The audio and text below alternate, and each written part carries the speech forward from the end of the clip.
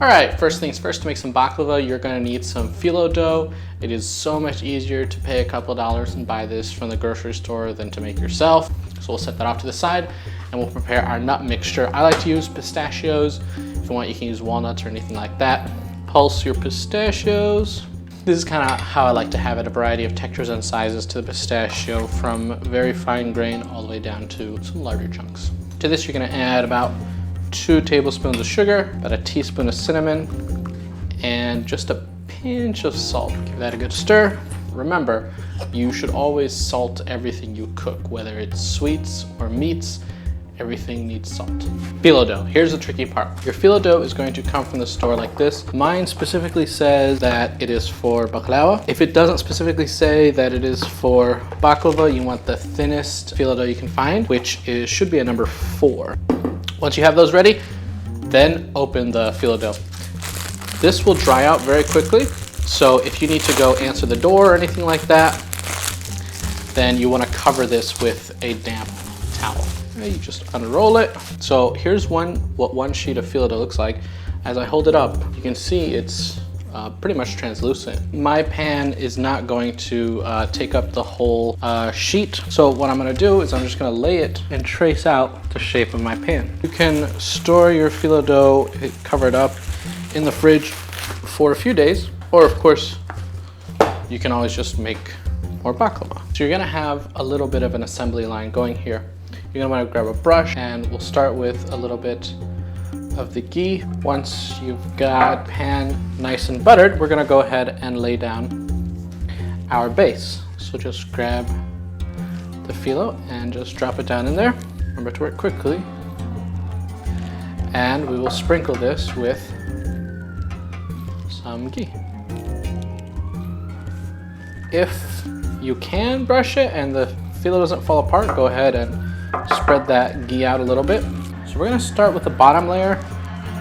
You want at least 7 layers, because this is gonna be the base of our baklava.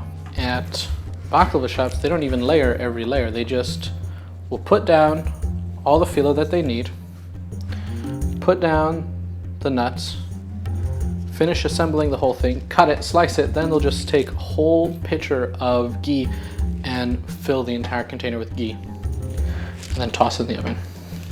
Just saves them time like that. Now we want to go ahead and add roughly 1/3 of our nuts. So your layer of nuts is going to look a little something like this, and then we just continue to repeat the process. Okay, time for our second layer of nuts, and we'll continue. I failed to realize that my pan gets wider as it goes up, so I cut pieces that are the size of the bottom of the pan. And now that I'm about halfway up, the pan's a little too wide. A little more phyllo. So now I'm gonna take a section from over here. If any of your phyllo breaks, don't worry about it. Just set it down, no problem. So if you have larger pieces like that, you can just bring them down from the edges.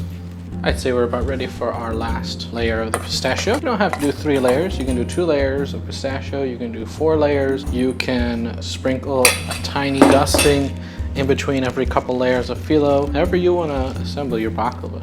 So now we want to put on the top layer, which is going to be similar to our bottom layer. We want at least 7, maybe 10 layers to give us a nice flaky top. Okay, I lost count of how many layers I put here. I want to say it's like 4 or 5. So we'll keep going. How many layers do I have left here? I got quite a few. I'm just gonna use them all. Now notice I didn't use my pistachios. I had just a little over half a pound. I had, I think, 0.6 pounds. And I just know from experience that this size tray needs about half a pound. If you use all of your phyllo dough, right, if you just use a whole baking tray, you'll need roughly a pound of pistachios. This one here has ripped, but don't worry about it. Just take it and put it down, no problem. Can you even tell where it's ripped? Alrighty, so I have finished assembling my baklava, and I haven't used all of my ghee. I haven't used all of my pistachio. That's perfectly fine. Better to have a little bit of ghee left over than to be rushing to try to melt some more while your phyllo dough is drying out. So the only thing left now to do is slice. The traditional pattern is a diamond shaped pattern. You wanna make sure you're using a sharp knife. you're hitting the bottom of the pan. We're gonna pop this into roughly a 350-degree oven for about 45 minutes to an hour. You wanna pull this out when the top has just hit golden brown. When the top is just hit golden brown, the bottom will be a very deep and rich brown.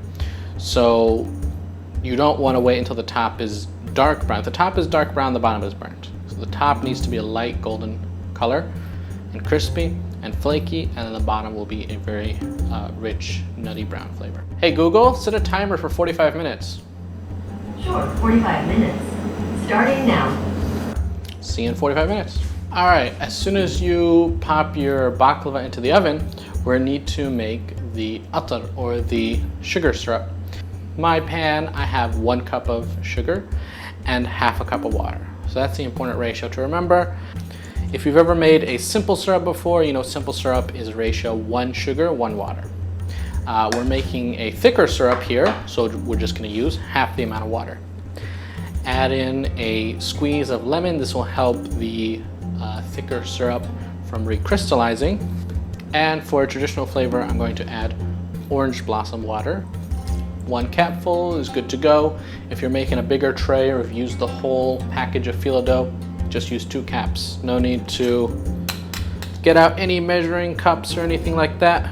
If you don't want to know where to find this, you go to your local international grocer or your local Arabic grocery store. We'll take this to the heat, put it on simmer until all the sugar is dissolved, and we'll let it sit and cool until the baklava comes out of the oven. Just let it sit and it'll continue to thicken here as you let it sit. Alrighty, so it's been about 45 minutes or so in the oven. You can see the top is crispy. Okay, and it's a light golden brown. The bottom is going to be a dark golden brown. So we're going to carefully reslice this.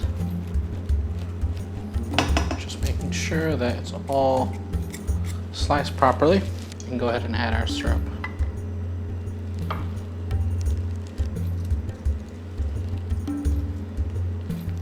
I still have a little bit of syrup left in case somebody wants a little bit of extra syrup on their baklava. I can always have some ready. You're gonna wanna let this sit and cool for at least 30 minutes before you attempt to pull out a piece or even eat it. The baklava needs to cool. As it cools, it'll start to absorb that syrup. Alrighty, and here you go. Your wonderful baklava, just layers and layers of flaky, crispy phyllo dough stuffed between the pistachio and the sugar and the cinnamon and the orange blossom water. Just listen to how crunchy this is. صحتين.